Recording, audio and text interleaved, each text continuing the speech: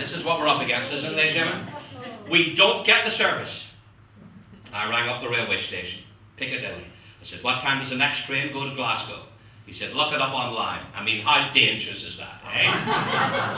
Walked up and down the line, the trains are whizzing past. So I went to the ticket office. I said, a return, please. He said, where to? I said, back here. Well, where else am I going to go? I said, I want to go to Glasgow. He said, change at Preston. I said, I want to change here. But I got my own back. I bought a return ticket and I never went back. We've got to be one jump ahead, haven't we, ladies and gentlemen? And a fella came up to me on the train. Yeah. We were both on the train at the same time.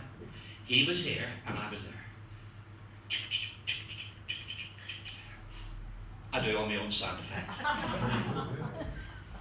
He said, which stop's Dumfries? I said, watch where I get off. Get off 2 stops before me. Will you try your best to help me? Now, you've cheered me up tonight, folks. Because I had a terrible accident last week, poking the fire. I forgot it was electric. Well, there's no instructions. I rang up the fire brigade. I said, fire brigade, come closer to the phone. My house is on fire. He said, how do I get there?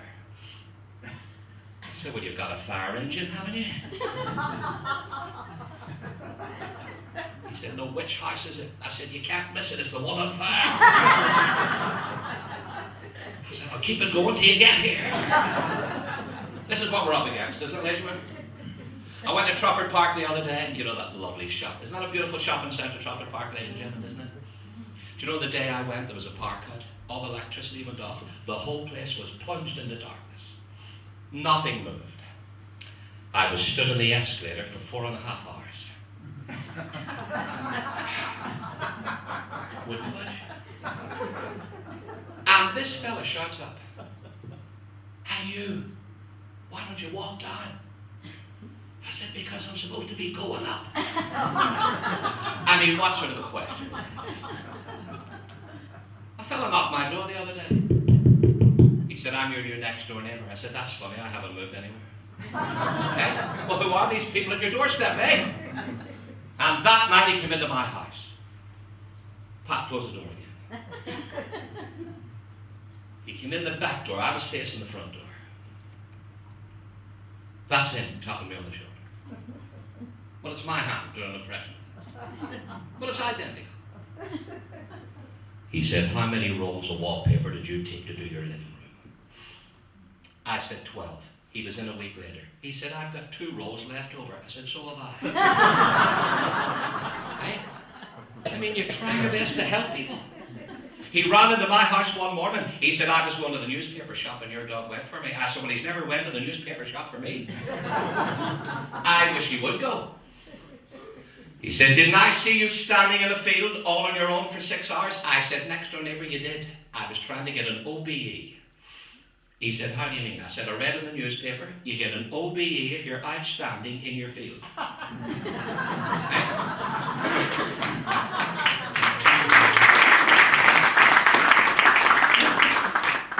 Thank you, ladies and gentlemen. I'm glad you agree with me in some of these points. I mean, I came home one night, you know, and he was outside his door, this next door neighbour. He said, where have you been? I said, the cemetery. He said, who's dead? I said, they all are. What sort of a question was that? He said, there's been a fella knocking your door with a beard. I said, it's a wonder you could hear him. So the mummy told me about Uncle Paddy, ladies and gentlemen, because you know I refer to my Uncle Paddy. Would you believe him and his friend Sean, they went for a job, you know, last week. Would you like to hear it? Sure. Well, the funny thing is Sean went in first. So the fella, the boss said, right, I'm going to give you a simple question. If it's cold, what garment do you wear before you go outside? Right, so Sean said, overcoat. He said, that's it. You've got it. So he goes out, he said, Patrick, this is dead easy. He only asks you one question. He'll ask you, if it's cold, what garment will you wear before you go outside? Just say overcoat. Right? So he goes in.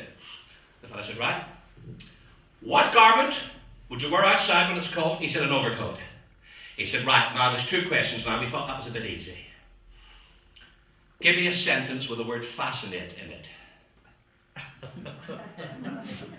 He said, the overcoat I wore outside had only 10 buttons and I could only fasten it.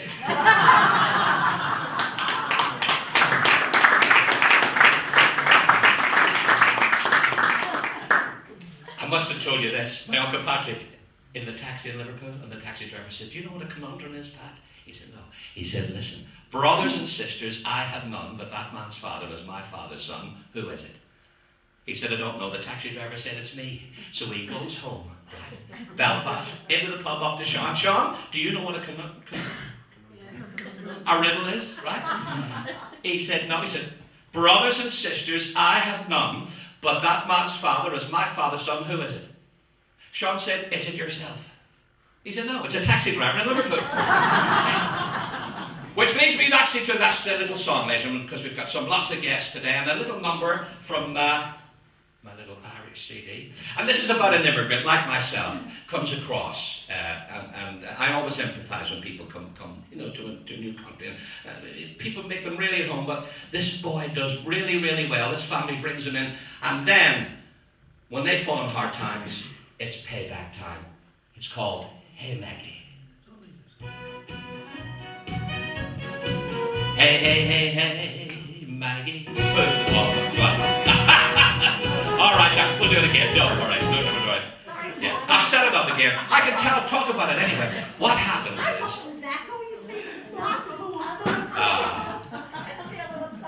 don't worry, darling. If it's not the echo, it's the observer. You can say it's one of those, isn't it? Hey? It's a live show, ladies and gentlemen.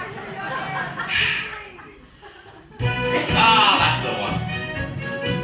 Hey, hey, hey, hey, Maggie, put on a pile of skies. Michael's at the door. I brought him to the house. He's on his own. Maggie, all the way from Ireland. The skies will remind him of his good old-fashioned cheer. Bill Robbins was a docker who came from Liverpool. Although he had a big heart, he was nobody's fool.